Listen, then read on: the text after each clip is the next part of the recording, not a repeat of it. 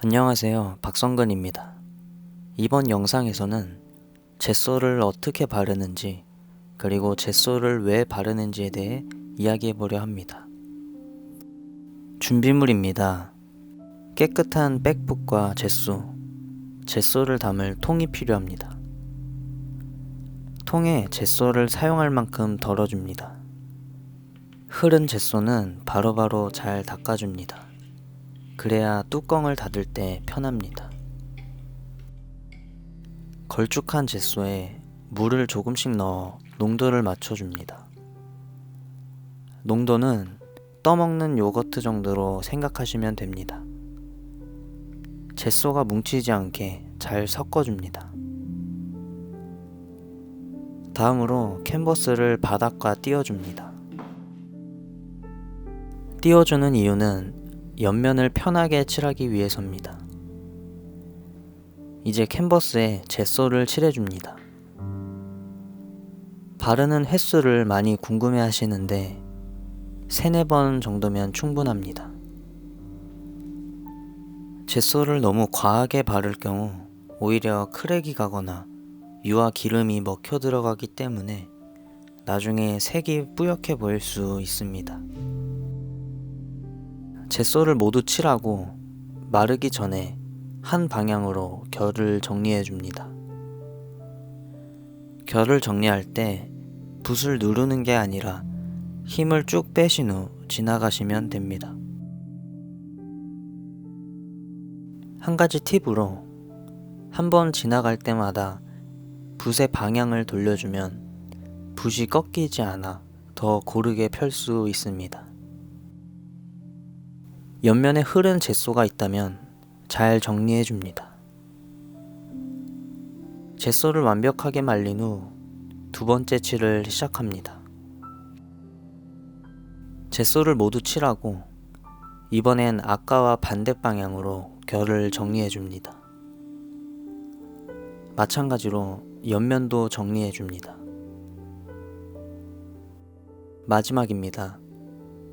완벽하게 건조시킨 후 3번째 칠을 시작합니다. 마찬가지로 반대 방향으로 결을 정리해 줍니다. 지금까지 젯소를 총 3번 발랐습니다. 바로 그림을 그리셔도 상관없지만 이물질이 붙었을 경우를 대비해서 사포질을 해주겠습니다. 사포와 분무기를 준비합니다. 저는 320방 사포를 사용했습니다. 쓰기 편하게 잘라줍니다. 숫자가 낮아질수록 거친 사포입니다. 부드러운 사포를 사용해줍니다. 캔버스에 물을 살짝 뿌려준 후 사포질을 시작합니다. 물을 뿌린 후 사포질을 하면 먼지가 날리지 않고 더 매끈하게 표면을 정리할 수 있습니다. 전체를 골고루 갈아줍니다. 상당히 부드러워졌습니다. 중요한 것은 사포질을 한 후에 젯소를 한 번 더 발라줍니다.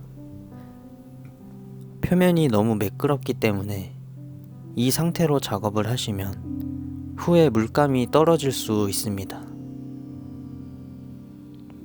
젯소를 다시 발라 마찰력을 늘린다고 생각하시면 됩니다. 이렇게 젯소 바르는 방법에 대해 알아보았습니다. 오랜 시간이 걸리는 작업이지만 그림을 그리기 전에 필수적으로 해주시는 게 좋습니다.